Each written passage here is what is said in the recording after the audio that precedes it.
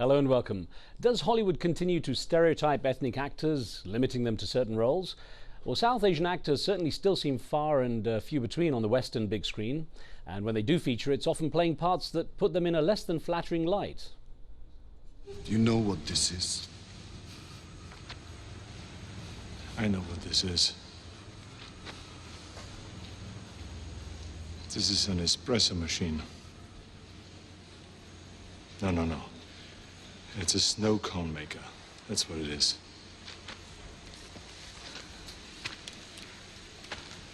Is it a water heater? Do you know why you've been brought here? So that this man can verify to the world the Crimson Jihad is now a nuclear power. Well, to be fair, Malik, who plays the villain as part of Aziz alongside Arnold Schwarzenegger in that movie True Lies, made more of an impact as an actor for his breakthrough roles in films such as The Far Pavilions and A Passage to India. And since then, Malik has also appeared in several other movies, television serials, and has recently returned to the stage in London to much critical acclaim. And don't forget, we take your phone calls and mobile phone texts on this programme. The numbers are at the bottom of your screen now. Malik joins us from London. It's great to have you with us. Good evening.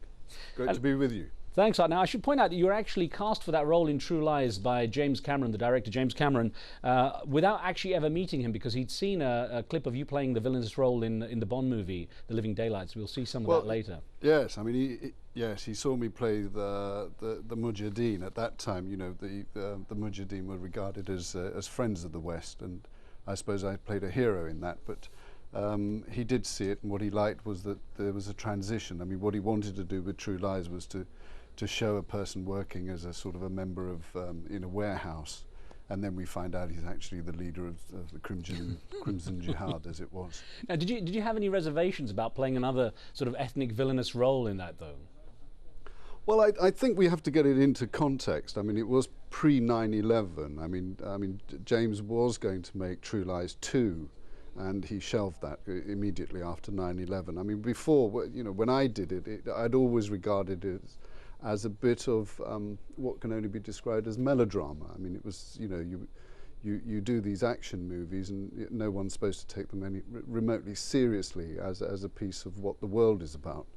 But I think that since 9/11, I think the world has changed. I think Hollywood is trying to come to terms with these, you know, with this new facet, this new world, that order and all the rest of it, but it's still very difficult. I mean, you know, there's a lot of British actors who still go to Los Angeles and find themselves playing villains.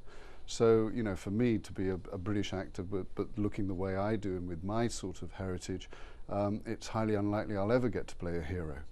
But it's not right. I don't think it's right just to constantly talk about Hollywood as being some sort of malevolent force that is producing these bad images of people. I think the world is getting smaller. I think it's right and proper, as Al Jazeera has now come onto the scene, it's right and proper that there are going to be young Asian and Muslim directors and writers who will start to tell their story. You know, we have to bear in mind that, you know, since the fall of the British Empire, the most people from the subcontinent have had parents who wanted them to be doctors and lawyers and engineers. The actual idea of, you know, Riz, for yourself and myself to get involved in the media as we have done in our lives, it's probably something that that didn't go down too well with the family, but true. Now it's part of the norm. Now, I was wondering, we're going to take a quick look at Living Daylights, the Living Daylights of the Bond movie, because of course I've always believed that James Bond sort of set the villain stereotypes with Russians for the longest time. They've had Koreans and so on, rebel Koreans or rogue Koreans. Here's a clip from Living Daylights where again we look at the stereotyping. James is trapped. You must help him. He'll have to take his chances. You can't leave him. You owe him your life. There's nothing more I can do. Yes, there is.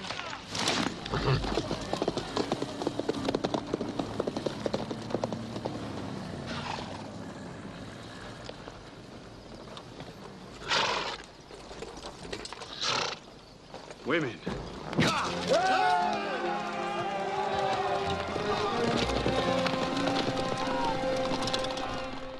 I guess it's a move on from Lawrence of Arabia, where you had a white actor with dark makeup on.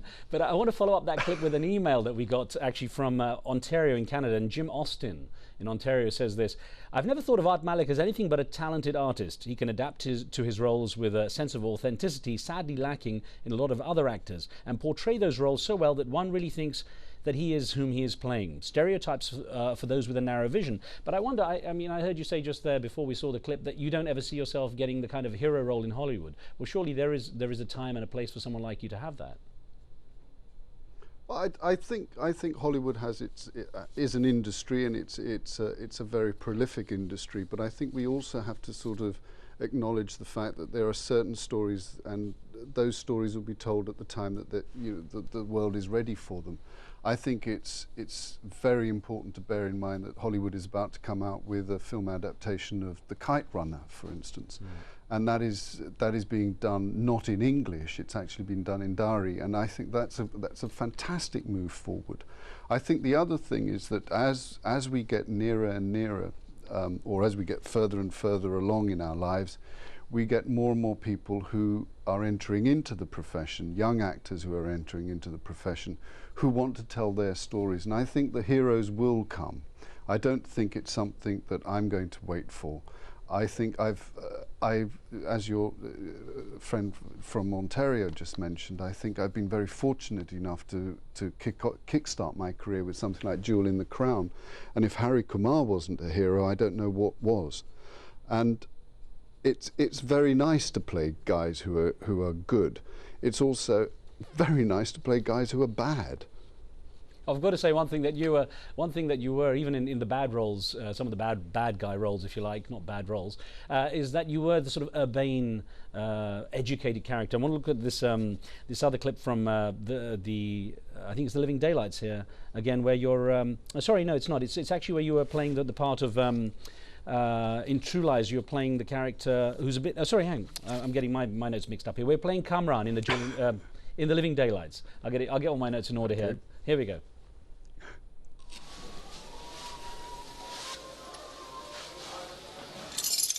Thank you both for your help. My name is Cameron Shah. Please forgive the theatricals. It's a hangover from my Oxford days. I'm sure you'd like to freshen up. It's all right. Go ahead.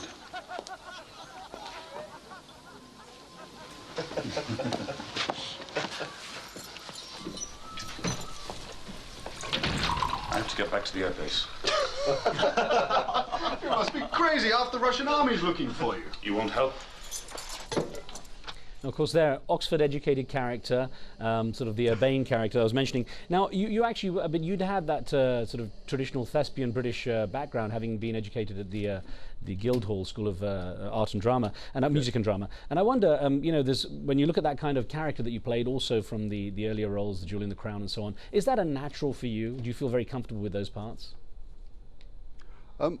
I was terribly relieved to play those parts, because it was the first time I'd been asked not to do an accent, and it was very important for me to sort of say, look, this is what a modern Asian is, a modern Pakistani is. You know, the Asian diaspora is all over the world. I mean, you've probably got people who come from Pakistan in America who don't sound anything other than Americans, and it seemed very important to me to portray what was then a British Asian, that we don't sound like Peter Sellers.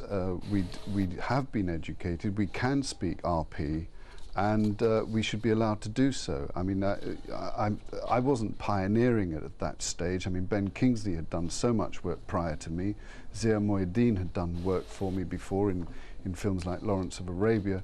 It was just something that had to be done at that time, and I think that the fact is that we allowed those, what I call empire apologies to a nation. You know, Paul Scott wrote an apology with Jewel in the Crown, just as did E.M. Forster with A Passage to India. These were apologies on behalf of what their nation had done to another nation. And I thought it was rather fantastic that, you know, in the end of the 70s and the beginning of the 80s, that we were actually showing Asians as they were in Britain at that time.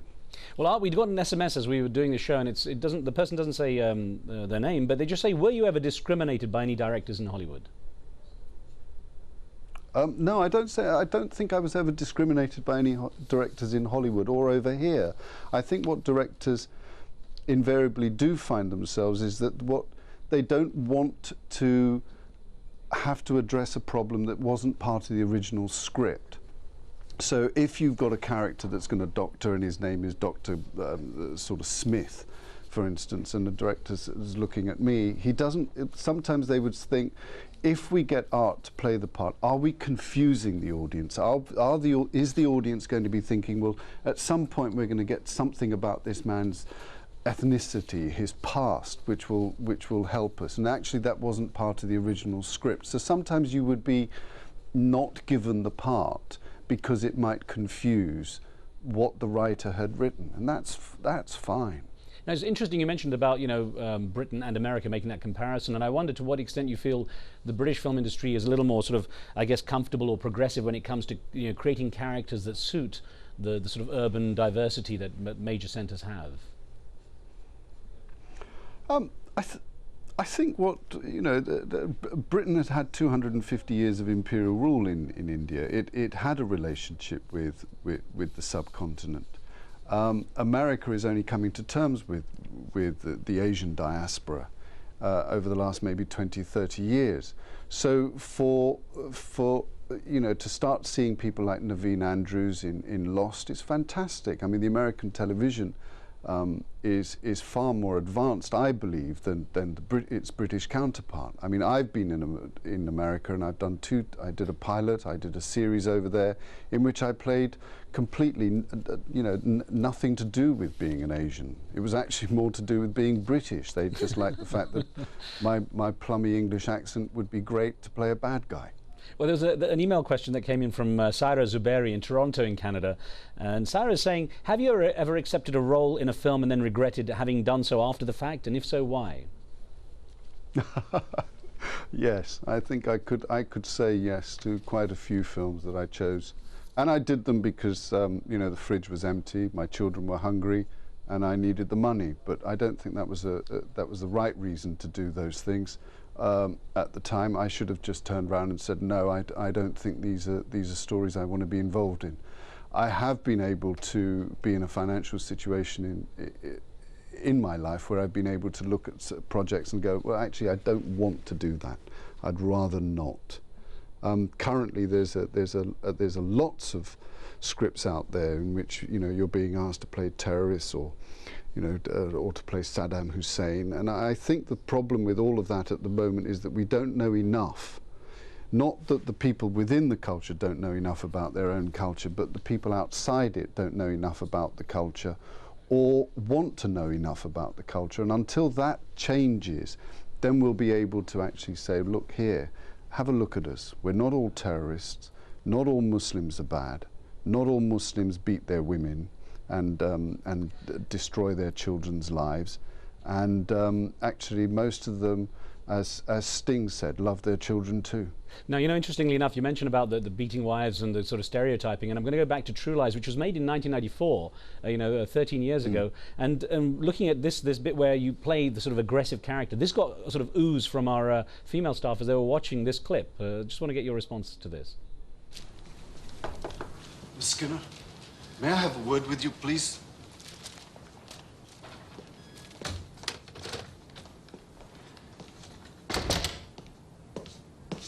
Shut up. Stupid, undisciplined bitch. It's a good thing you're paying me a lot of money. Do you realize there are surveillance teams watching this place right now? Your telephones are almost certainly tapped, and you were busy laughing and flirting like a whore with this Rehnquist. You checked that, okay? We do not tolerate mistakes.